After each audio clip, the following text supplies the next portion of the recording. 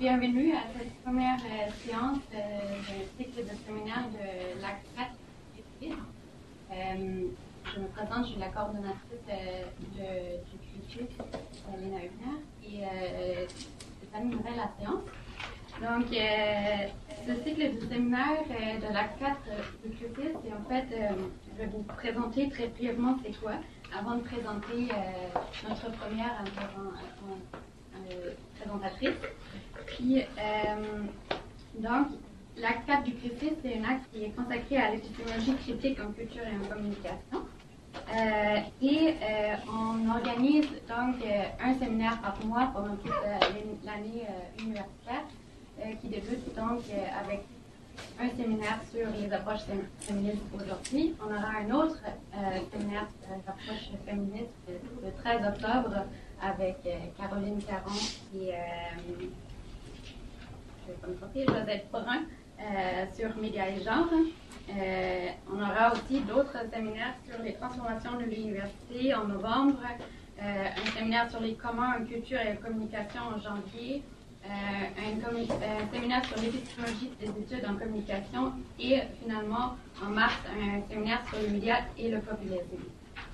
Mais aujourd'hui, on va donc commencer notre cycle avec un séminaire sur les approches féministes, savoir et genre, avec Francine Descarrières et Rhea Cho. Puis, comment ça va fonctionner? On va avoir une intervention, après on aura une discussion animée par Karine Berry, qui est étudiante au doctorat en communication à l'UDM. Puis après, on enchaînera avec la deuxième présentation qui sera également suivie par une discussion animée par Karine.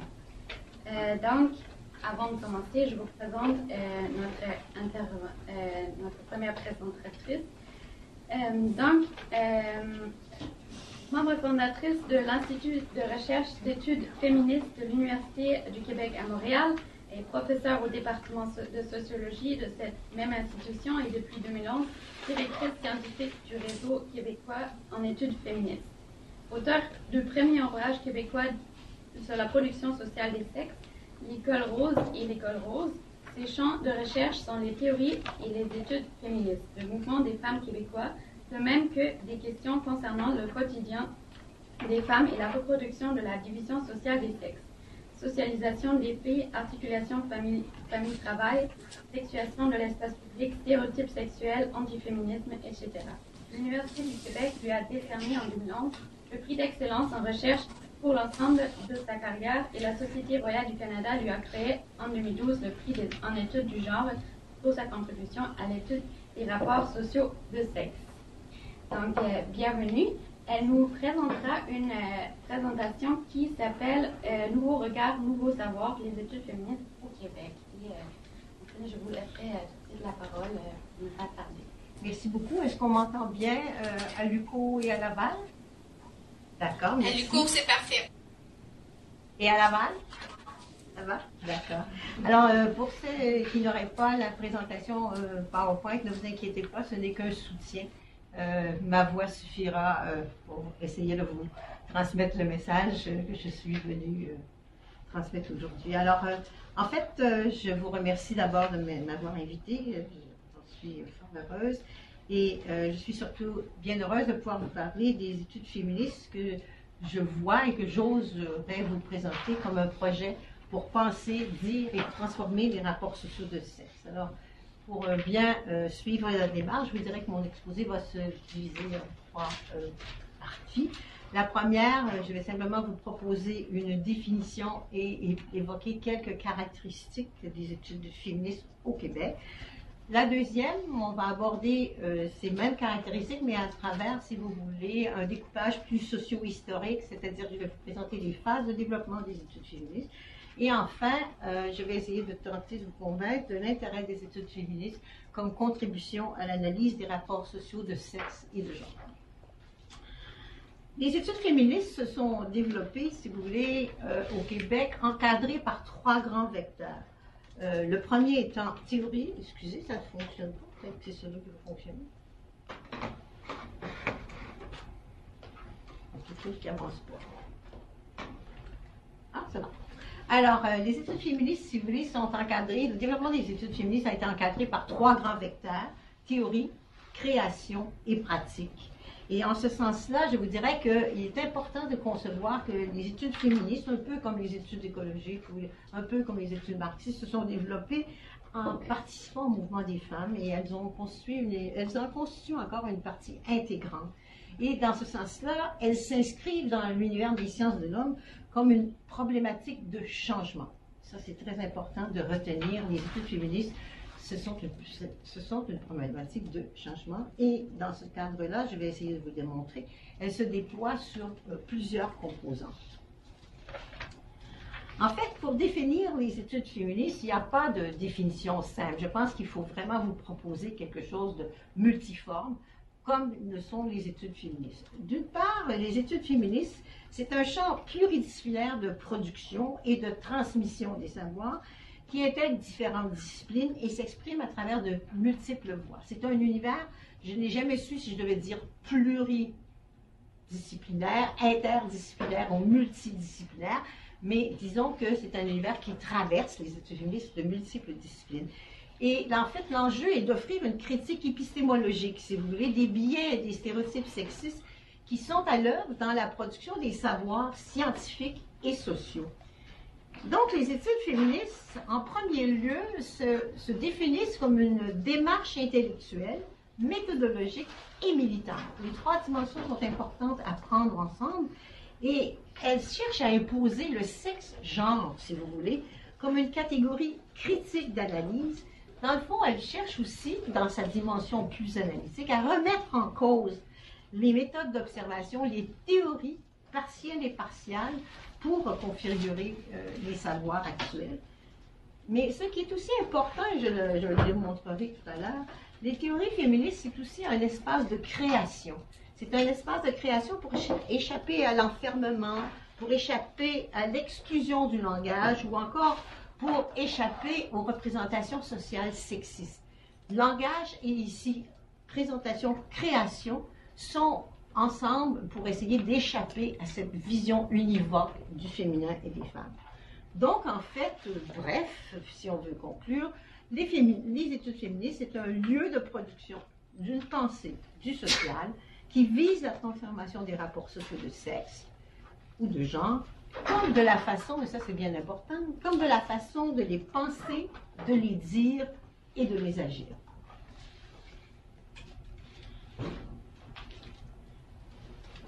Je l'ai mentionné d'entrée de jeu, mais je vais y revenir assez souvent. Les études féministes se déploient, si vous voulez, sur un continuum dont l'étendue reflète la diversité des filiations théoriques, des postures idéologiques et des enjeux stratégiques et politiques qui sont privilégiés.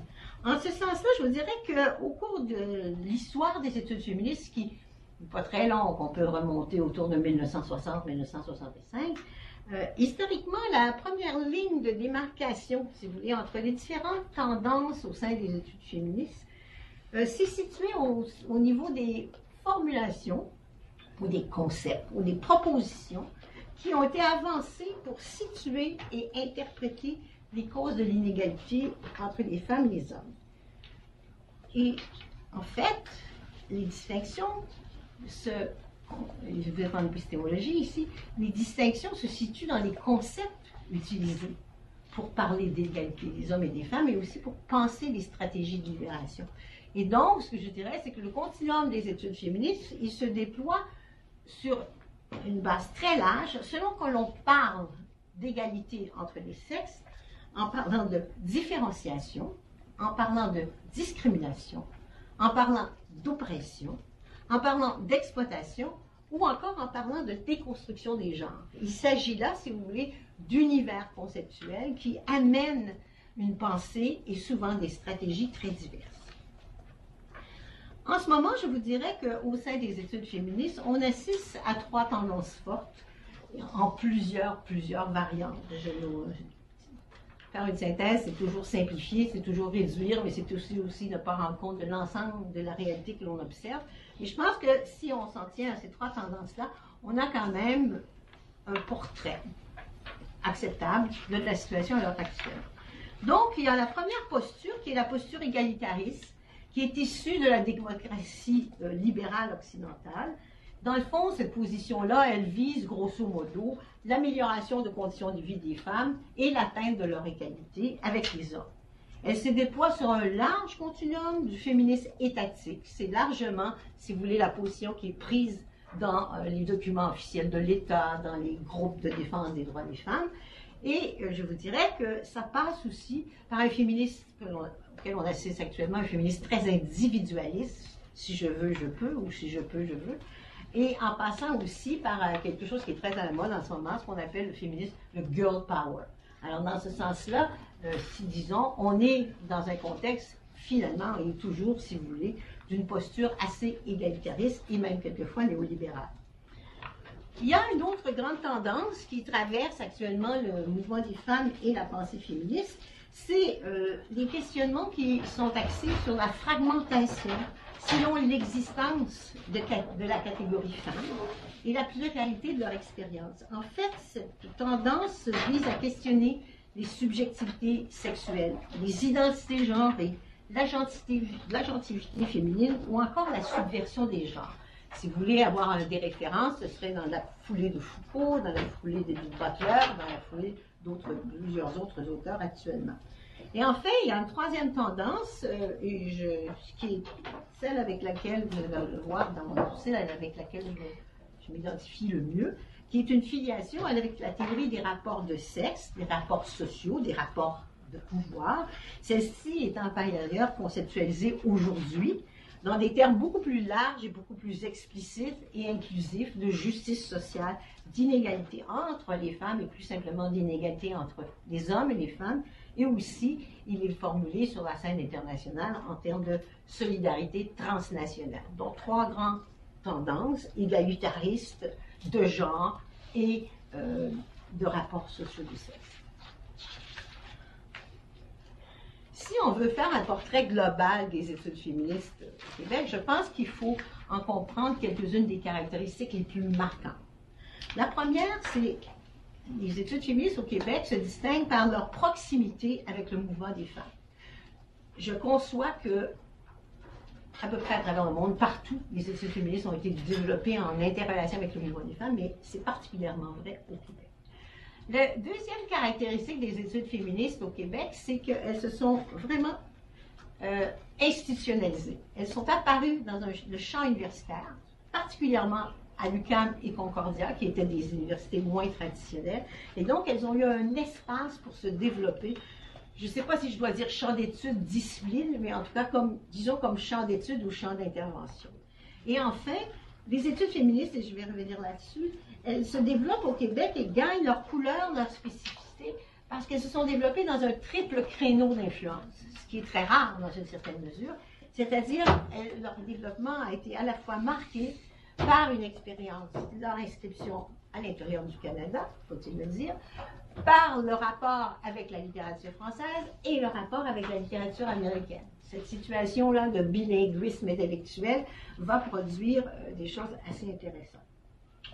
Donc, si je reviens sur l'inscription dans le mouvement des femmes, je vous dirais que celui-ci, à mon avis, a vraiment été véritablement le creuset de la production intellectuelle féministe.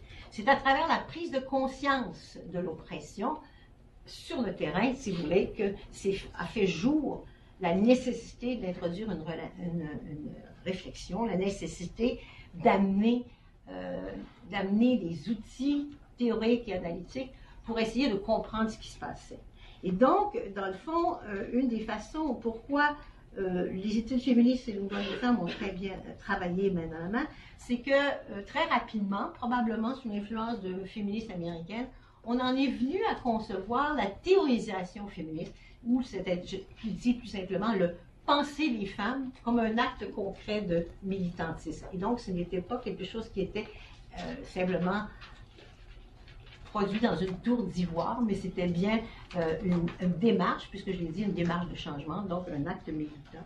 Et l'enjeu à ce moment-là, et c'était vraiment important pour ces jeunes universitaires qui arrivaient notamment à l'UQAM, l'important était de mettre en évidence des rapports qui n'avaient jamais été vues avant.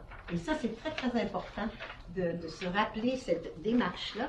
Et dans le fond, c'était la première fois qu'on proposait de penser les femmes en tant que femmes, de penser les femmes en tant qu'actrices sociales.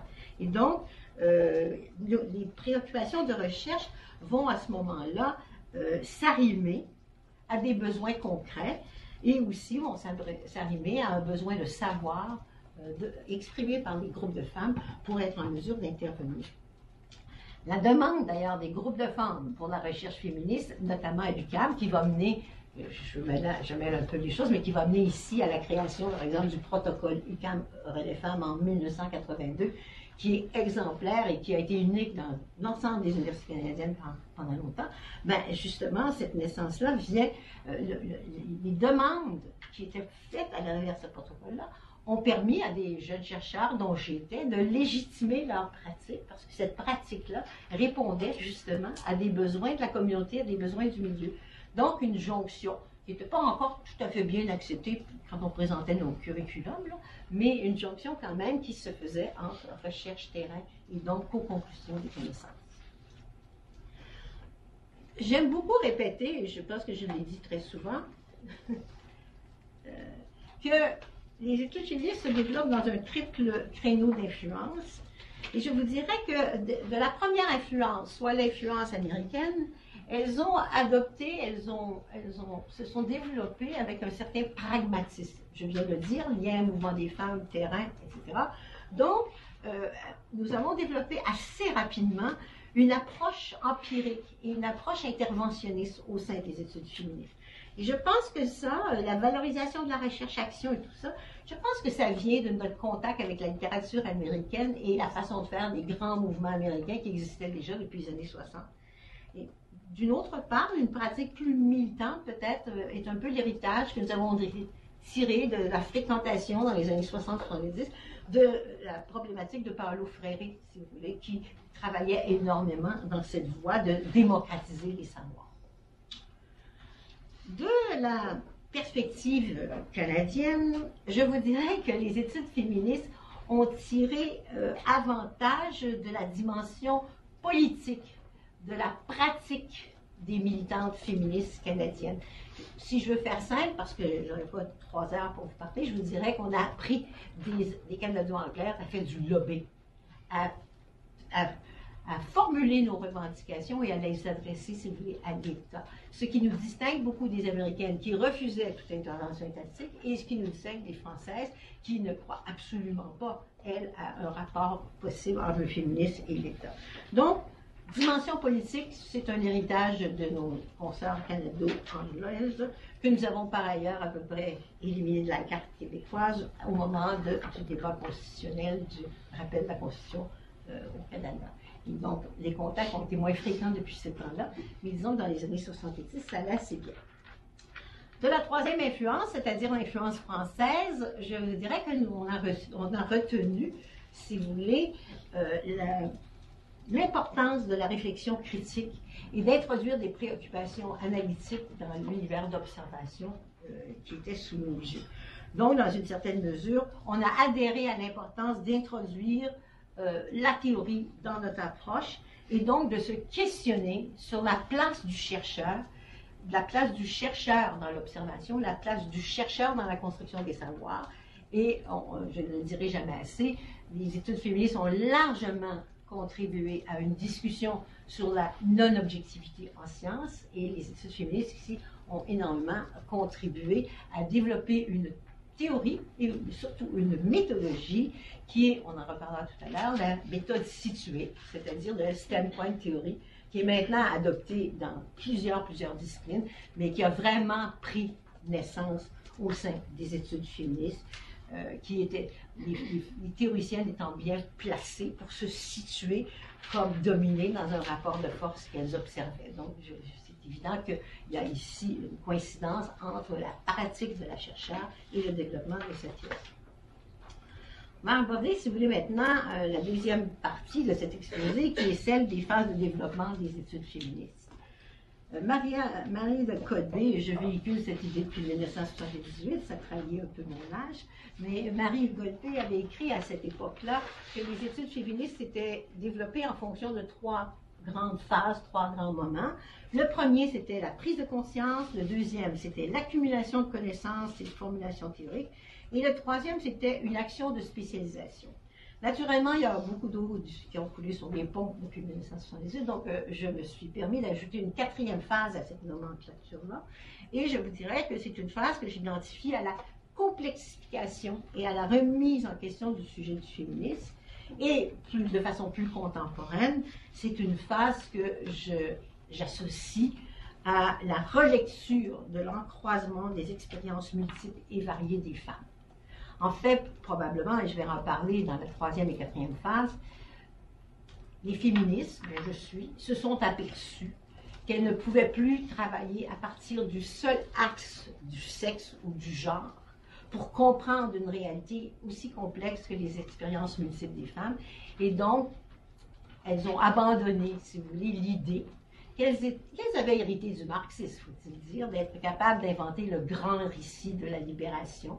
Et donc, à ce moment-là, effectivement, depuis les années 80, la réflexion féministe se complexifie beaucoup et se diversifie encore plus qu'auparavant. Alors, la première phase, je l'ai identifiée contre la lutte pour l'abrogation des lois et pratiques contraintes à l'exercice de l'égalité entre les sexes. Et j'ai fait un petit clin d'œil ici au contexte de l'époque, parce que je n'ai pas le temps de m'étendre là-dessus, mais en vous rappelant que lorsque Claire Coqueline-Casgrain était la première femme acceptée à la Chambre, à l'Assemblée nationale du Québec, on s'est interrogé dans la presse à savoir si elle devrait ou non porter un chapeau pour être présente en Chambre.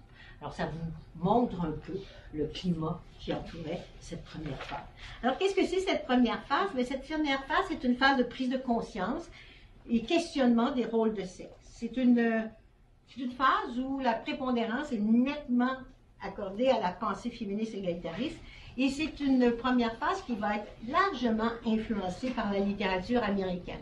Les Québécoises de ma génération aimeraient bien vous dire, et ça je le dis à quelques-uns de mes étudiants déjà, aimeraient bien vous dire que c'est Simone de Beauvoir qui nous a mis au féminisme, mais non, c'est un petit livre tout bébé de Betty Friedan, 1962, La femme mystifiée, qui agit comme grand déclencheur. Et Kate Millett, qui vient de décéder la semaine dernière, justement, a beaucoup plus fait avec la politique du mal et son introduction du concept patriarcat que, si vous voulez, les œuvres de Simone de Beauvoir et les Françaises, pour nous introduire. Je ne dis pas après ça, l'impact a été bien supérieur par les études françaises, mais pour nous introduire aux études féministes, Nadia Féminier, une historienne ici du Québec, l'a aussi écrit dans ses textes.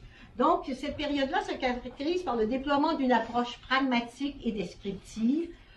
L'analyse est abordée en des termes de conditions féminines. Je n'ai pas le temps de m'étendre, mais il y a ici toute une sémantique à revisiter quand on parle de conditions féminines, effectivement. C'était comme si les femmes étaient responsables de leurs conditions. C'est un terme qu'on a banni de notre vocabulaire maintenant, mais je dois avouer que le premier cours que j'ai donné à l'Université de Montréal en 1978 s'appelait « Sociologie des conditions féminines ».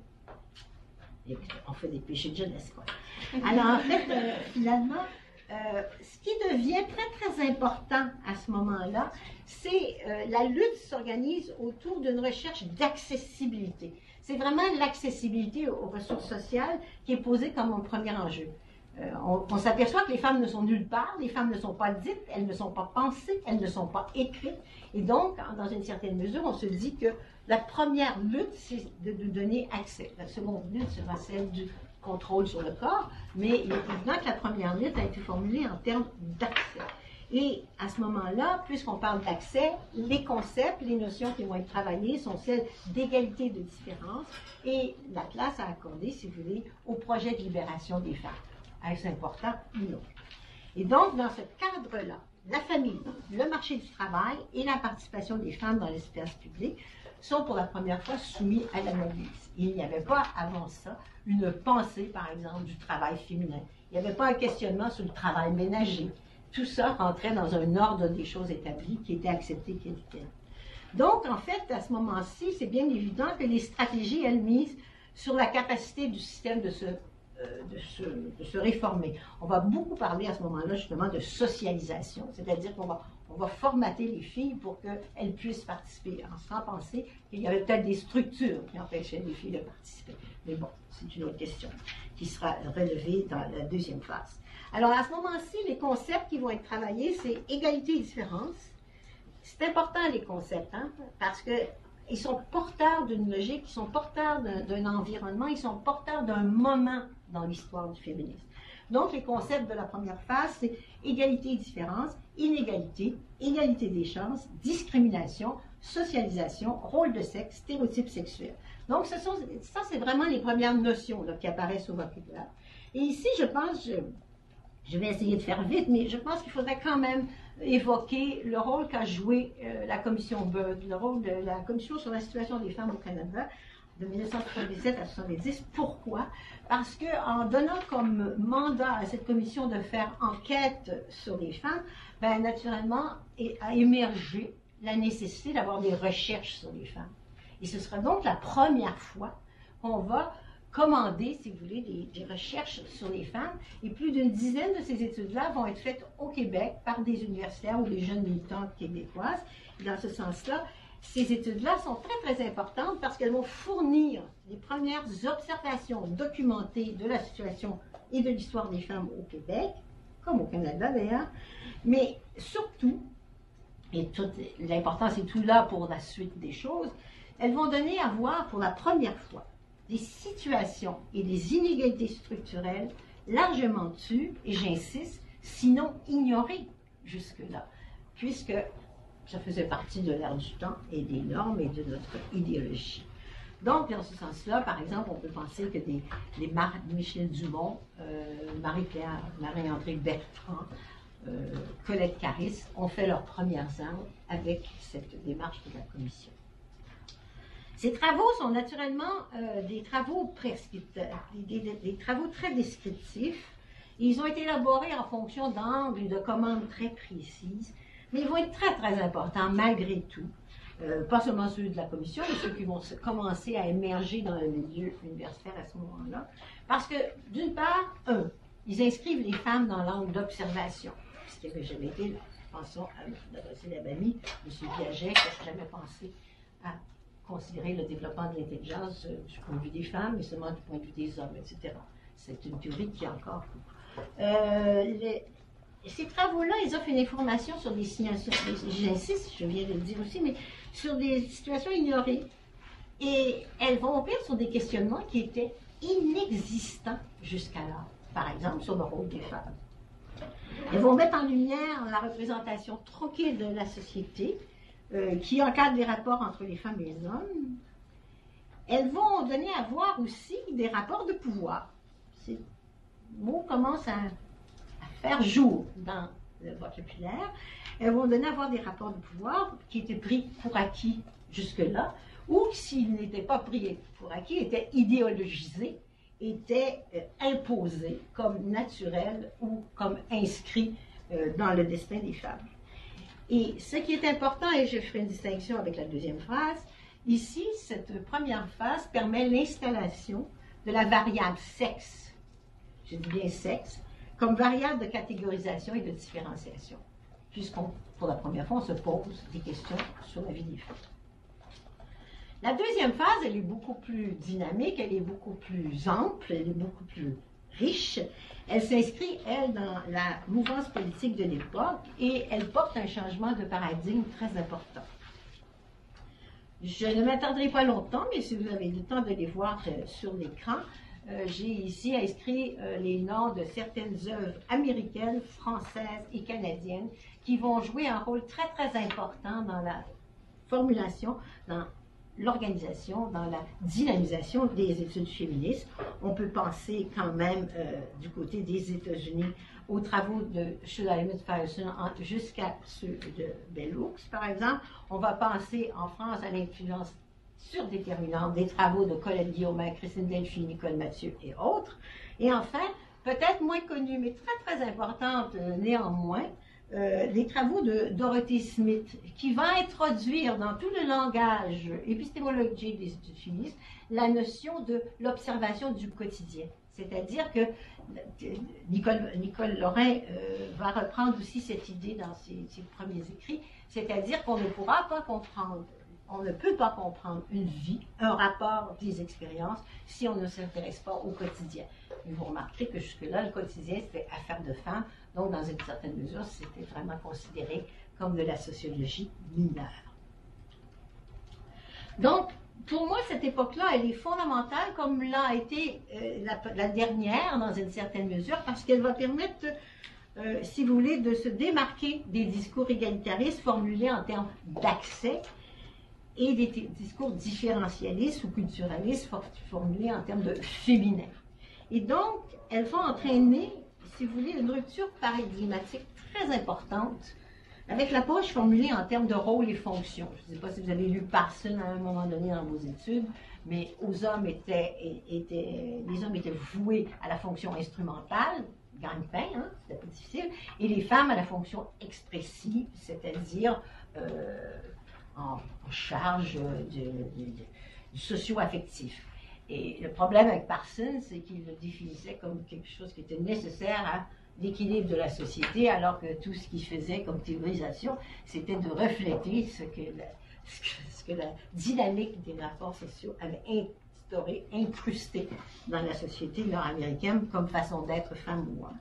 Et donc, dans ce cadre-là, effectivement, la période va être marquée par une forte dénonciation, si vous voulez, de la notion de complémentarité des sexes. Et encore aujourd'hui, cette notion-là fait jour dans différentes perspectives féministes, mais effectivement, la période dans cette longue période-là, nous avons démontré à quel point parler de complémentarité des sexes, c'était de réinscrire hommes et femmes dans des rôles prédéterminés.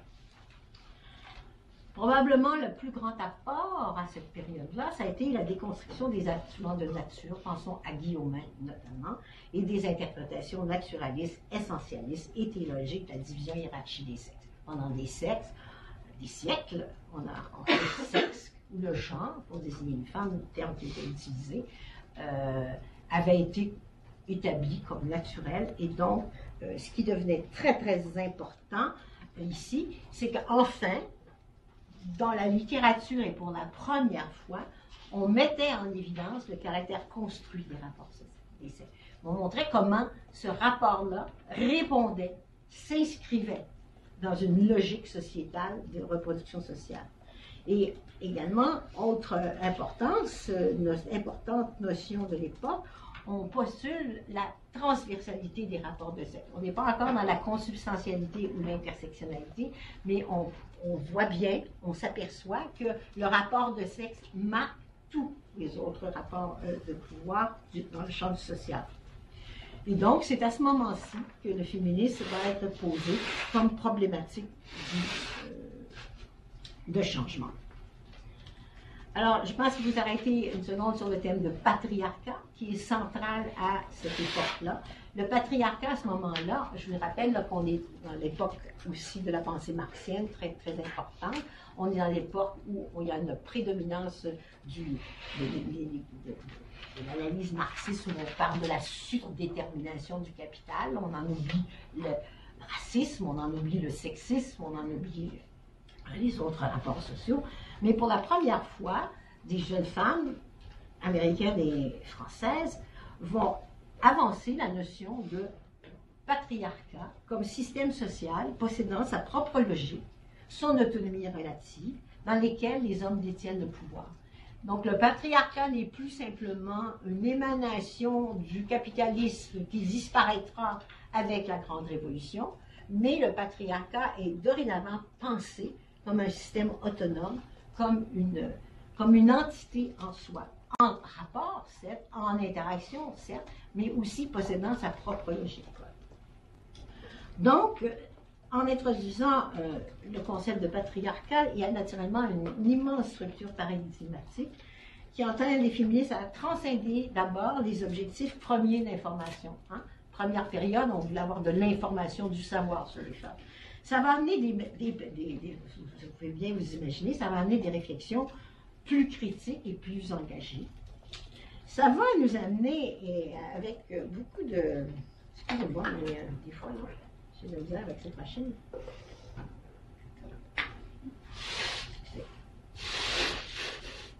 Bon, ça va donc amener des réflexions plus critiques et plus engagées. Mais surtout, et là-dessus, par exemple, les travaux de mon collègue Daniel Julliot sont absolument essentiels. Ça va nous amener à développer une critique épistémologique des savoirs produits d'un point de vue masculin. Un point de vue, et j'aime bien écrire ça comme ça, un point de vue qui s'est toujours ignoré comme dominant. Je ne vous dis pas qu'il n'y a pas quelques hommes à travers l'histoire, John Stuart Mill ou autres, qui ont conçu le pouvoir que leur donnait leur appartenance sexuelle, mais c'est largement, je pense bien que ni Monseigneur Bourget ni Monseigneur Borgesi ne se questionnaient sur leurs droits et leur capacité d'exercer le pouvoir. Donc c'est un pouvoir qui s'ignorait comme dominant parce que considéré comme naturel, et pendant des siècles, d'ailleurs, on a bien travaillé dans toute la littérature et en médecine à essayer de montrer pourquoi il fallait qu'il en soit ainsi, puisque les femmes étaient le sexe faible. Et donc, je reprends ici l'expression de Daniel, justement. On a insisté, on a réussi pendant cette période à démontrer le caractère partiel et partial des interprétations naturalistes, religieuses, culturalistes, ou encore psychologisantes. Et là, en ce moment, je ne sais pas si vous avez vu, mais on nous inonde d'interprétations psychologiques du féminin et du masculin. Et dans le fond, on est arrivé à démontrer le caractère absolument construit des pratiques sociales qui découlent de tout ça. Donc, dans cette phase, j'insiste, puisque c'est une période qui, pour moi, est surdéterminante dans le développement des études féministes. Dans cette phase, le concept de rapport de sexe devient central pour penser l'expérience des femmes et leur oppression spécifique. Et donc, le sexe passe de variable catégorielle à variable critique. Et ça, c'est très, très important comme transmutation de la façon dont on va interpréter à partir de ce moment-là, non plus le sexe, mais les rapports de sexe comme variable critique. Et ça va permettre effectivement de révéler de nombreux impensés sur lesquels reposaient jusque-là les sciences humaines.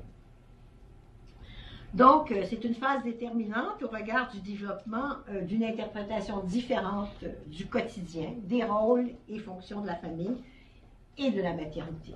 Et donc, cette remise en question-là va être très importante et elle va permettre de prendre acte de l'asymétrie, pour ne pas dire de l'inégalité, des rapports de sexe et des tensions qui en résultent.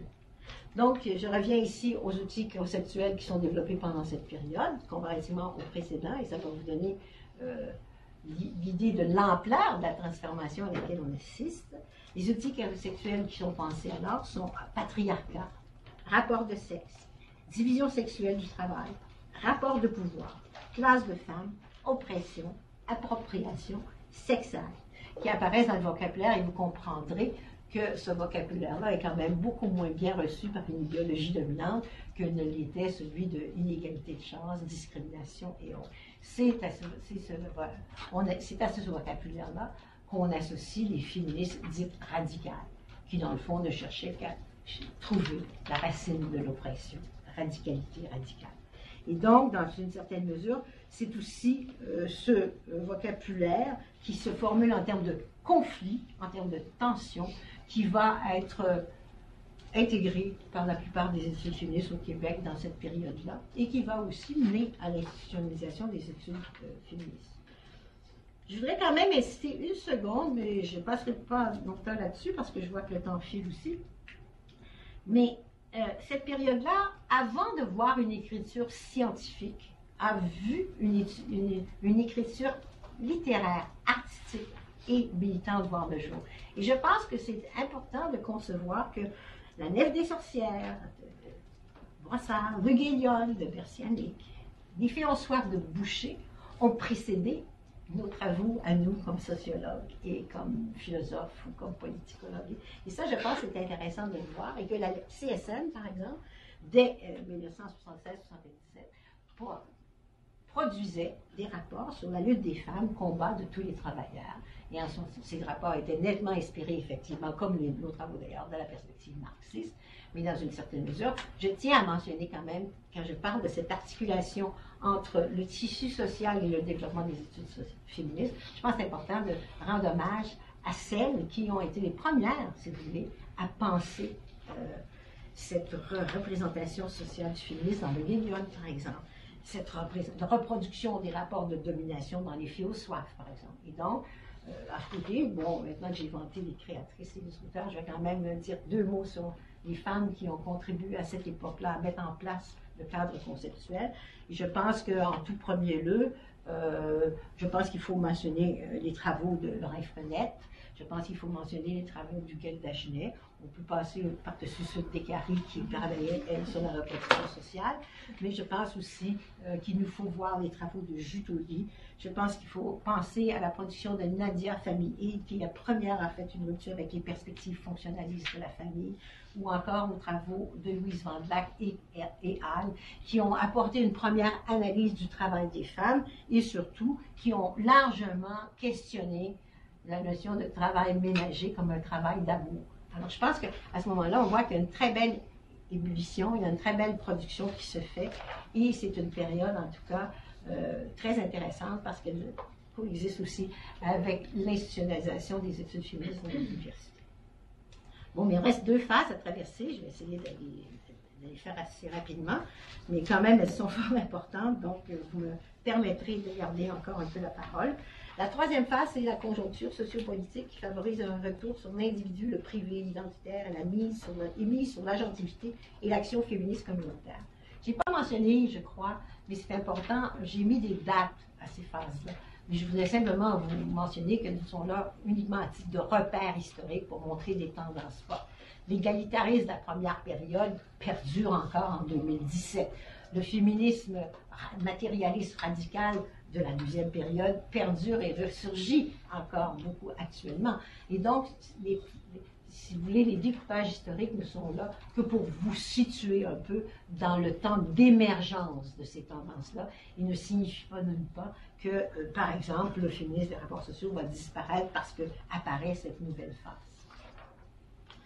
Donc, cette 3e phase, elle va être traversée par de multiples interpellations à l'intérieur comme à l'extérieur des études féministes. Il va y avoir des propositions post-structuralistes, postcoloniales, afro-américaines qui vont surgir et qui vont effectivement questionner fortement les études féministes dans leur vision peut-être un peu trop univoque. Et donc, je l'ai mentionné tout à l'heure, mais je répète, pendant cette période, c'est Chantal Magnier qui avait le premier fait cette analyse-là, on va abandonner l'idée d'une unanimité au sein des féministes. On va reconnaître que dans une certaine mesure, il n'y a pas de possibilité d'avoir un grand récit ou qu'il n'est pas non plus possible d'avoir une théorie générale de la libération. Et donc, dans le fond, il va y avoir une très grande diversification des influences, il va s'amorcer, ça va être plus réel dans la dernière phase, une cohabitation des thématiques, perspectives, méthodologies, enjeux, multiples. En fait, c'est surtout, on va assister pendant cette période à une multiplication des lieux de production et des inscriptions disciplinaires, donc qui en soi produisent effectivement cette émergence, mais en soi aussi produisent cette diversification. Et dans le fond, c'est Huguette Diagenet qui proposait cette analyse-là il y a quelques années. Elle disait « Les conceptions de l'égalité et de la libération se multiplient ». Parce qu'effectivement, quand on regarde les études féministes, les 2 grands vecteurs, c'est comment on pense l'égalité. Le 2e vecteur est quelle stratégie on va développer pour atteindre cette égalité-là. Et dans le fond, pour moi, c'est toujours ces 2 dimensions-là qui m'ont amené à faire des lectures des périodes considérées. Alors, dans le fond, dans cette 3e phase, les études féministes commencent déjà à revêtir l'aspect plus fragmenté et spécialisé qui les caractérise aujourd'hui. Et les questions qui ressurgissent et qui n'étaient pas vraiment là antérieurement, elles étaient là sous d'autres formes, mais elles n'étaient pas formulées dans ces termes-là. Les questions d'identité culturelle, d'identité sexuelle, de choix et de genre s'invitent dans l'espace théorique.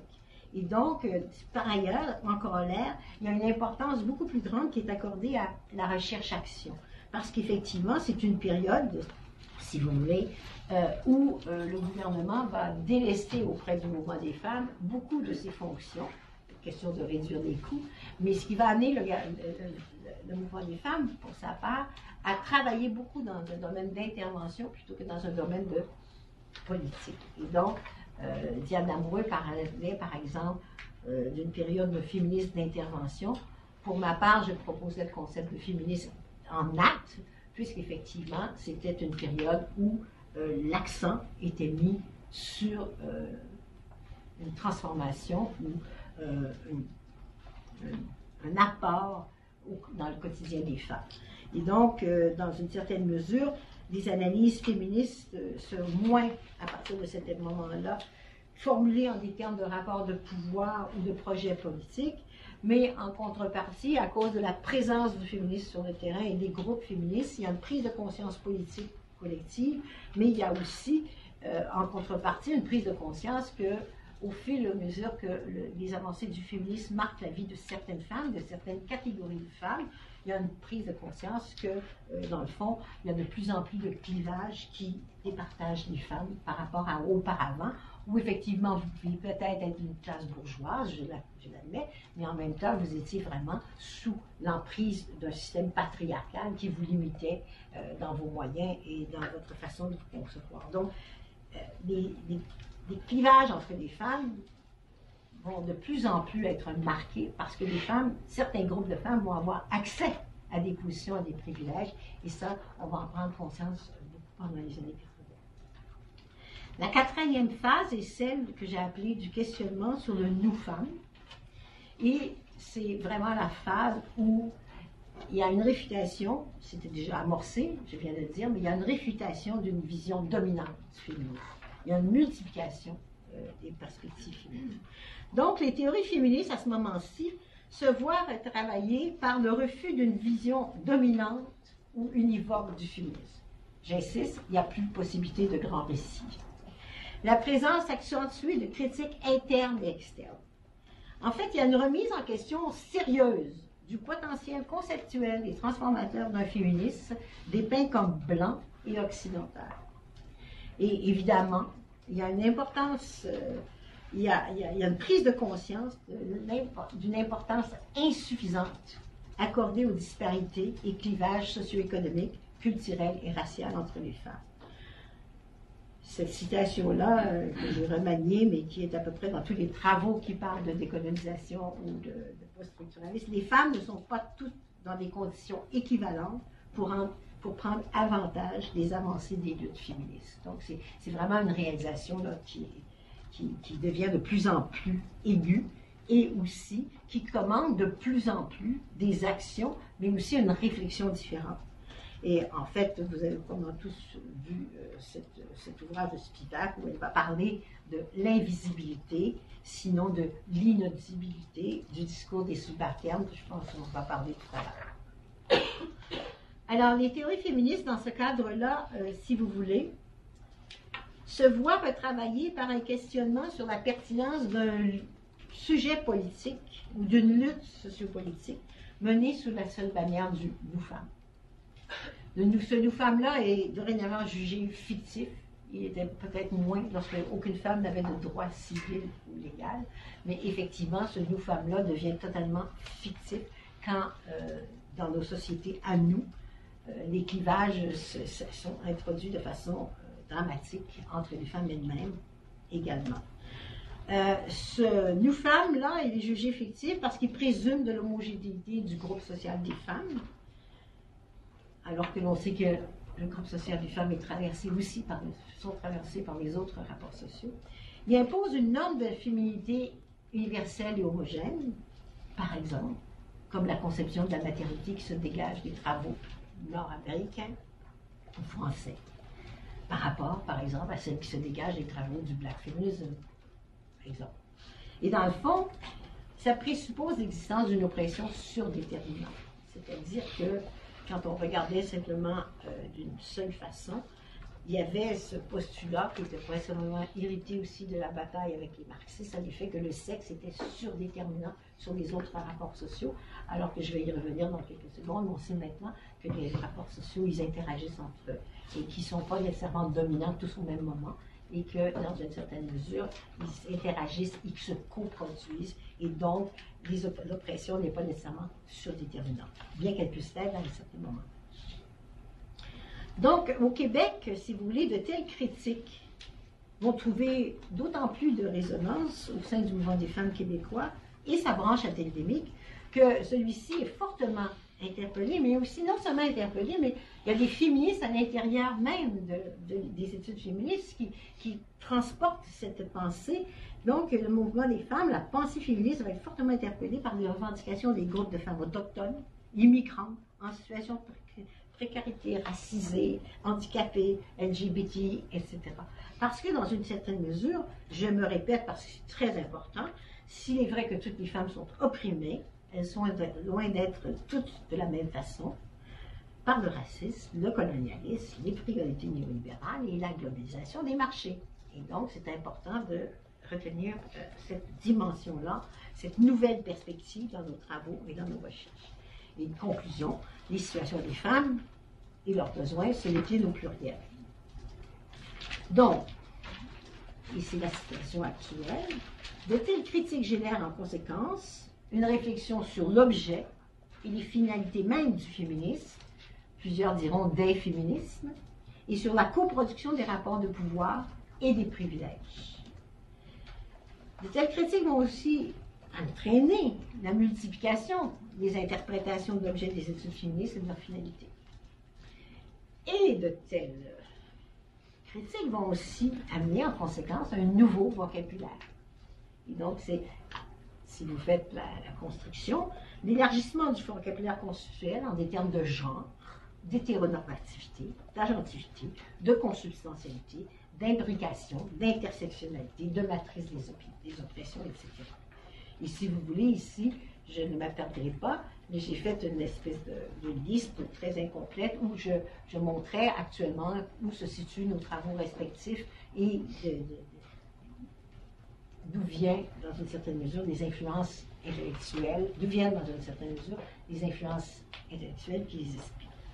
Donc, genre, identité sexuelle, hétéronormativité appellent un ensemble de travail, coextensivité, consubstantialité des rapports sociaux amènent à notre champ de travail, l'intersectionnalité, conscience des oublis aux multiples, imbrication, matrice des oppressions. Vous remarquerez que les trois derniers cadres conceptuels s'imbriquent les uns dans les autres et dans une certaine mesure, très souvent, il ne s'agit que d'un mode d'écriture bien plus qu'il ne s'agit d'une perspective. Alors, moi, j'hésite à parler d'intersectionnalité comme telle, mais je pense qu'il faut parler de perspective intersectionnelle pour décrire cet ensemble-là. Donc, conclusion. Les enjeux théoriques et analytiques. Ben, en ce moment, quel est le travail épistémologique, théorique, stratégique que nous avons à faire? Mais d'abord, on a si on a eu à se dégager du caractère naturalisant des rapports de sexe, on doit maintenant se dégager du caractère naturalisant ou homogénéisant reproché aux nous-femmes. Par, finalement, dans un travail que nous devons mener, soit celui d'appréhender la diversité des expériences des femmes et leurs multiples reconfigurations. Il nous faut penser les tensions et les clivages entre les femmes. Il nous faut développer une analyse des stratégies féministes basées sur le fait que les systèmes d'oppression sont imbriqués, se coproduisent. Et, à l'instar de Daniel Kergoat, il faut reconnaître qu'aucun rapport social n'est premier en tout temps et en toutes circonstances. Et ça, c'est vraiment, je pense, un fondement très important des marches à venir. Donc, il faut, dans ce sens-là, ici j'emprunte la citation à la Leroux, reconstruire des identités ou des catégories sociales ou politiques de type essentialiste. Il faut qu'ils échappent à l'essentialisme. Sans pour autant reconstruire. Il nous faut, sans pour autant succomber au relativisme culturel. Il nous faut, sans pour autant négliger le rapport de domination constitutif des classes de sexe. Elles existent encore, ces classes de sexe. Le rapport est encore là. Il nous faut donc nous dégager du caractère homogénéen d'une femme sans pour autant secondariser, voire abandonner la critique du patriarcat.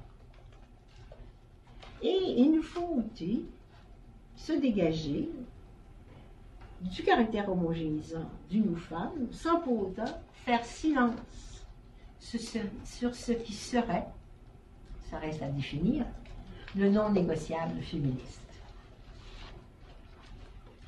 Donc, rencontrer ces enjeux théoriques analytiques implique de déconstruire l'idée d'une condition de femme universelle, tout en conceptualisant les rapports de sexe en tant que rapport social, universel de domination patriarcale, évidemment variable dans le temps et dans l'espace. Il nous faut créer des conditions culturelles, politiques et économiques pour que cesse l'injustice épistémique et permettre aux femmes minorisées et marginalisées d'être entendues et d'être vues. Il faut maintenir le caractère subversif et mobilisateur du féminisme pour combattre l'exploitation, l'oppression et la domination, celles que les femmes partagent avec les hommes, mais aussi celles, l'exploitation, l'oppression et la domination, que les femmes subissent de façon spécifique dans les rapports sociaux de sexe, telle décrivait ma collègue Elsa Galland. Ce qui implique, et je termine là-dessus, de questionner la dimension sexuée, genrée des processus sociaux à l'œuvre dans l'ensemble de la vie sociale. Ce qui implique de poursuivre la réflexion sur le sujet et les finalités mêmes du féminisme, qui est féministe. Ce qui implique de concevoir l'avantage épistémique du point de vue situé, le standpoint theory, pour réfléchir sur toutes les formes d'oppression. Et je dirais, ce qui implique, et c'est eux-mêmes là-dedans, les étudiantes qui ont travaillé avec moi le savent, savoir bricoler pour profiter de l'élargissement du vocabulaire conceptuel et la multiplication des théories féministes pour repenser l'imbrication, la co-construction, l'intersectionnalité des rapports sociaux de pouvoir et de hiérarchisation du point de vue des femmes. C'est ce que je vous souhaite de faire dans l'avenir. Merci.